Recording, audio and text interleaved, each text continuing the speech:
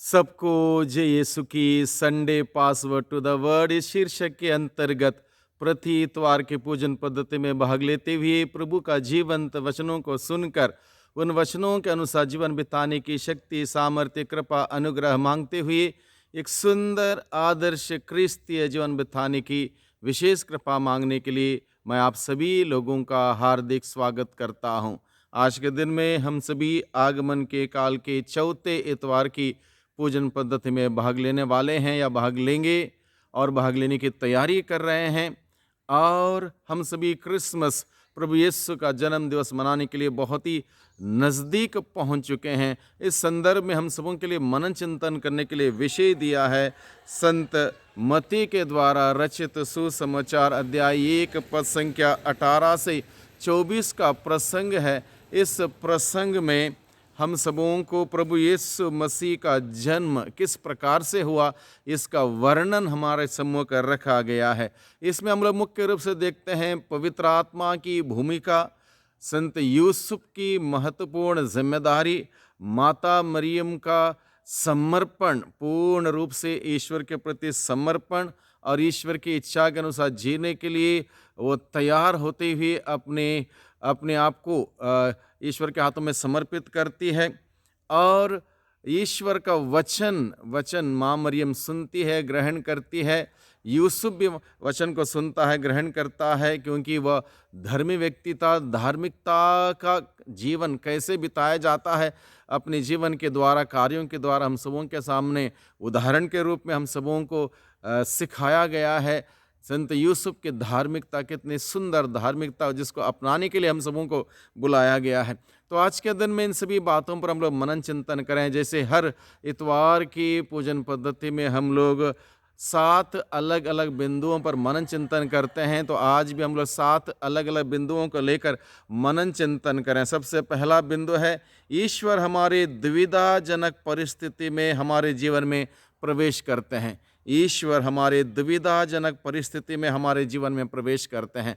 माता मरियम के लिए दुविधा थी, यूसुफ के लिए दुविधा थी, क्योंकि उनकी मंगनी हो चुकी थी और इससे पहले कि उनका विवाह उत्साह हो जाए, उससे पहले भी यूसुफ को पता चलता है कि मरियम गर्भवती है। और मरियम के लिए भी ये बहुत बड़ी एक आश्चर्य की बात है। वो कहती है, मैं किसी पुरुष को जानती तक नहीं है, कैसे हो सकता है, मैं कैसे बच्चे को गर्भ में धारण कर सकती हूँ, मैं किसी को जानती तक नहीं है। कैसा एक दुविधा, एक कन्फ्यूजन। और उस कन्फ्यूजन के बीच में, उस दुविधा के बीच में ईश्वर हमारे जीवन में प्रवेश करता। आज भी हो सकता है हमारे जीवन में बहुत सारी दुविधाएं हो सकती हैं, बहुत सारा कन्फ्यूजन हो सकता है, और उस कन्फ्यूजन के बीच में, दुविधा के बीच में आज भी ईश्वर हमारे बीच में प्रवेश करना चाहता है, हमारे जीवन में आना चाहता है। बस ज़रूरत है माँ मरियम के भांति ईश्वर का वचन को सुनकर उसके अनुसार कार्य करना, यूसुफ के भांति ईश्वर के संदेश को मानना और उसको एग्जीक्यूट करना, ये ज़रूरी है। अगर ऐसा हम करेंगे, आज भी ईश्वर हमारे जीवन में जब उथल पुथल हो जाता है, उस वक्त ईश्वर हमारे जीवन में आना चाहता है। दूसरा बिंदु आज के दिन में मनन चिंतन करने के लिए धर्मी व्यक्ति की धार्मिकता। धर्मी व्यक्ति कौन है इस प्रसंग में? धर्मी व्यक्ति संत यूसुफ है, जिसके बारे में लिखा है वह धर्मी व्यक्ति था। धर्मी व्यक्ति होने के नाते मरियम को बदनाम नहीं करना चाहता है। धर्मी व्यक्ति होने के नाते ईश्वर का वचन को प्राथमिकता देता है। धर्मी व्यक्ति होने के नाते ईश्वर की इच्छा पूरी करने के लिए हमेशा वो तत्पर है। धर्मी व्यक्ति होने के नाते किसी प्रकार से मरियम को या किसी को चोट नहीं पहुंचाता, उस बात को उजागर नहीं करता, बल्कि समझदारी से उन सारी बातों को हैंडल करता है। क्योंकि धर्मी व्यक्ति ईश्वर के अनुग्रह से भरा हुआ रहता है, पवित्र आत्मा से संचालित होता है, और वही कार्य धर्मी व्यक्ति यूसुफ ने किया।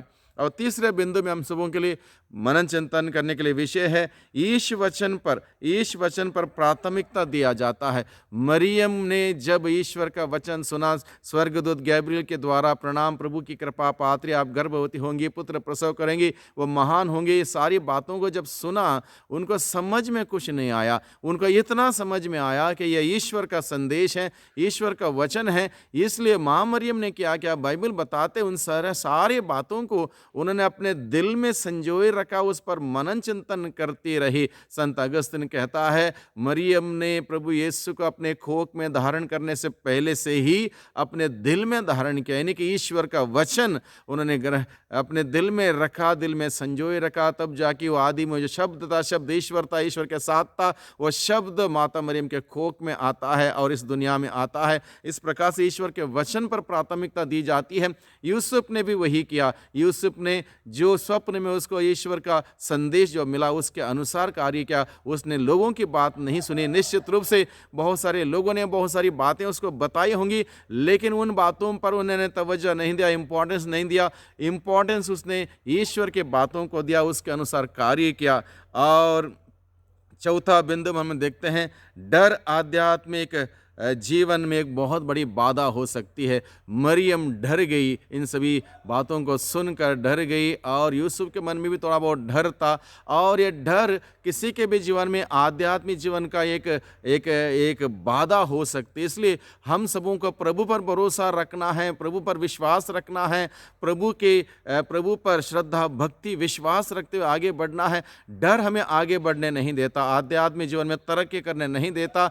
डर, जहाँ डर है वहाँ पर ईश्वर हमारे साथ हैं। बाइबल हमें बार बार बताता है, डरो मत, मैं तुम्हारे साथ हूँ। और इस ईश्वर का सानिध्य, उसका साथ, उसकी उपस्थिति हमेशा हम अनुभव करें। किसी बात से, किसी परिवेश में हम ना डरें, ना घबराएं। वो ईश्वर निरंतर हमारे साथ हैं, हमारी अगुवाई करने के लिए, हमारा मार्गदर्शन के लिए। इस बात का आश्वासन हम सबों को दिया जाता है। हमें किसी बात की डरने की ज़रूरत नहीं है, क्योंकि ईश्वर हमारे साथ हैं।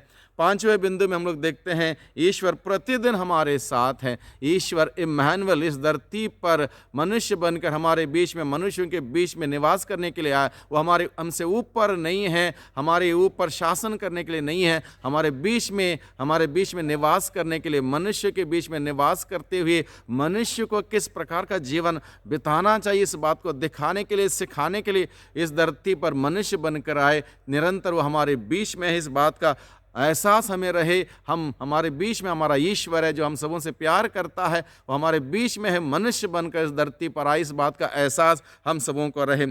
छठे बिंदु में हम लोग देखते हैं, यूसुफ का आज्ञा पालन, स्पिरिचुअलिटी ऑफ एक्शन। यूसुफ का आज्ञा का पालन, स्पिरिचुअलिटी ऑफ एक्शन। उसने जैसे जैसे स्वर्गदूत ने स्वप्न में ईश्वर का संदेश उसको दिया, वैसे उसने उसको एग्जीक्यूट किया, उसका पालन किया। मरियम को बड़े प्यार से अपने घर लाया, अपनाया, और जैसे जैसे ईश्वर का संदेश मिलता गया उसी प्रकार से उसने कार्य किया। यानी कि उसका स्पिरिचुअलिटी ऑफ एक्शन हम सबों के लिए प्रेरणा का स्रोत है। आज के दिन में हम सबों को ईश्वर से हम कितना प्यार करते हैं बताने की ज़रूरत नहीं है, जताने की ज़रूरत है। उसको जीवन में जीते हुए साबित करने की ज़रूरत है। इसलिए प्रभु हमें बुलाता है, संत यूसुफ का उदाहरण हम सभी अपनाएं, अपने प्यार को ईश्वर के प्रति अपने कार्यों के द्वारा, जीवन के द्वारा इजहार करें। और सातवें बिंदु में प्रभु का वचन हमें सिखाता है, यूसुफ का आज्ञा पालन।